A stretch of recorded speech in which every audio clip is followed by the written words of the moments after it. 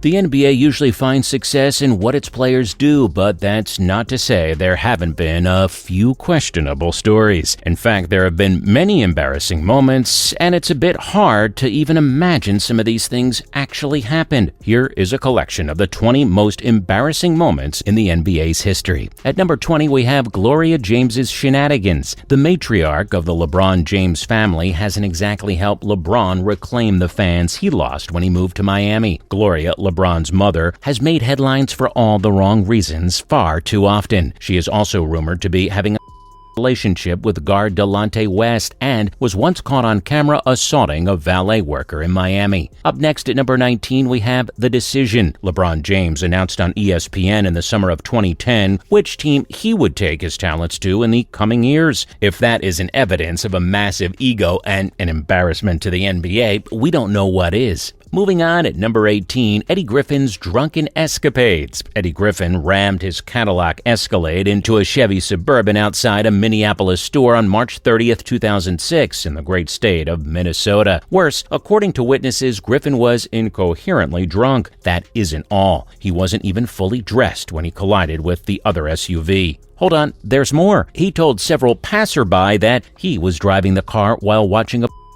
film on a mounted DVD player and performing activities. Isaiah Thomas's tenure as Knicks general manager and coach are up at number 17. This is the lowest level of management in the NBA. Isaiah Thomas's reign as coach and general manager of the New York Knicks ended up effectively destroying the franchise. He made inappropriate remarks and advances toward former Knicks marketing executive Anucha Brown-Sanders. Thomas was forced out of town after the Knicks were forced to pay $11.6 million in damages following a disastrous 23-59 season in 2007 and 8. Number 16 is the Marv Albert scandal. We know Marv Albert isn't technically a member of the NBA, but when you mention his name among junkies, it's most likely related to the league. We won't go into detail, but let's just say he bit a woman 15 times on the back after forcing her to do strange things, and he pleaded guilty to misdemeanor assault and battery charges. He was fired by NBC for the next 2 seasons before being reinstated. At number 15, the 19-18 game. The Minneapolis Lakers were the best team in the league in 1950-51, with a front court that included legends George McCann, Jim Pollard, and Vern Mickelson. That team faced the Fort Wayne Pistons on November 22, 1950 in Minnesota. After promising a tussle in Minneapolis, Pistons head coach Murray Mendenhall instead held the ball for as long as 5 minutes without taking a shot, and the final score was 19-18 in favor of the Pistons. McCann had the only 4 field goals for the Lakers in their loss. Although this is one of the NBA's most humiliating moments, it was certainly revolutionary because it contributed to the 24-second shot clock. At number 14, Magic's phenomenal game that was on tape delay. On May 16, 1980, most American television markets broadcast Game 6 of the NBA Finals on tape delay, while returns of shows like The Incredible Hulk and Dallas aired in prime time. Many people could not witness one of the greatest finals performances in history as Magic Johnson scored 42 points, grabbed 15 rebounds, and dished out 7 assists. Moving on, at number 13, Michael Jordan's gambling issues. Michael Jordan's gambling issues were widely publicized in the early 1990s. After the publication of Michael and Me, Our Gambling Addiction, My Cry for Help, it became clear how serious the problem was. The author Richard Esquinas, a sports businessman, claimed his heiress had given him over $1.252 million over a few years on the links. He wasn't the best husband either, having an affair with Carla Knaffel, who attempted to extort money from Jordan in a failed paternity suit. Up next, at number 12, we've got Len Bias's sudden death. The 1986 NBA draft featured a slew of seemingly future stars, including Len Bias of the University of Maryland. Bias was back in school the next night after being selected second by the Boston Celtics when he took cocaine, which caused his cardiac arrhythmia. Larry Bird called his untimely death the cruelest thing he ever heard, and it was extremely embarrassing for the NBA because it exposed some of the league's rampant drug abuse. We're not saying Bias's death is embarrassing, that would be downright intensive, but the aftermath and the fact that the NBA NBA had to look at what kind of role models they were promoting is extremely embarrassing. He's probably basketball's greatest what-if of all time. Number 11, Latrell Sprewell's family needed food. Latrell Sprewell was offered a 3-year, $21 million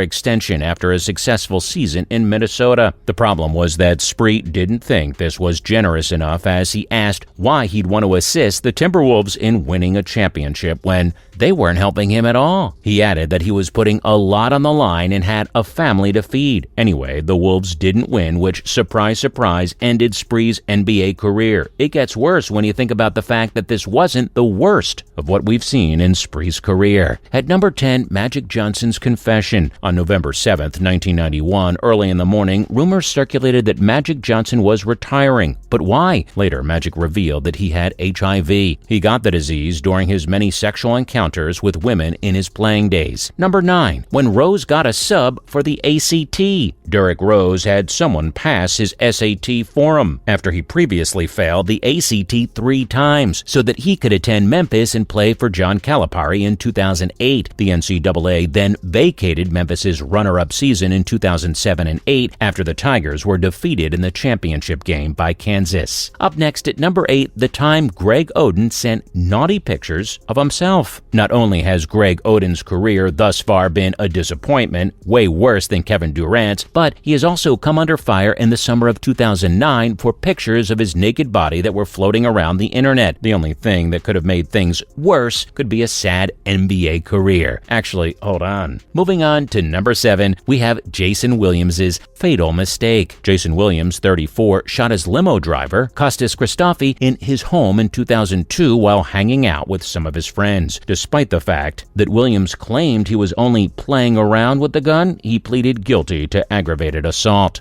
Even though he wasn't playing in the NBA at the time, it clearly caused negativity and embarrassment for everyone involved in the game. Number 6 is the time Tim Hardaway bashed gays. Tim Hardaway was asked about the issue after John Amici, who played in the NBA from 1995 to 2003, became the first former or current NBA player to openly declare his homosexuality in 2007. Hardaway said he despised gay people and being in their company, openly stating how he was a homophobe. We don't think Hardaway or the NBA's reputation could recover from that. Number 5, when Latrell Sprewell choked his coach. Coach P.J. Carlesimo allegedly told Golden State Warriors guard Latrell Sprewell to put more mustard on his passes on December 1st, 1997. Following a brief altercation, Spree strangled his head coach for 10 to 15 seconds. He also threw 3 punches in for good measure. The NBA was not amused by the stunt and eventually suspended Sprewell for the rest of the 1997-98 season. At number 4, Kobe Bryant's rape charge. We've all heard about Kobe Bryant's rape charge, so let's skip the details and get to the point. Bryant was accused of a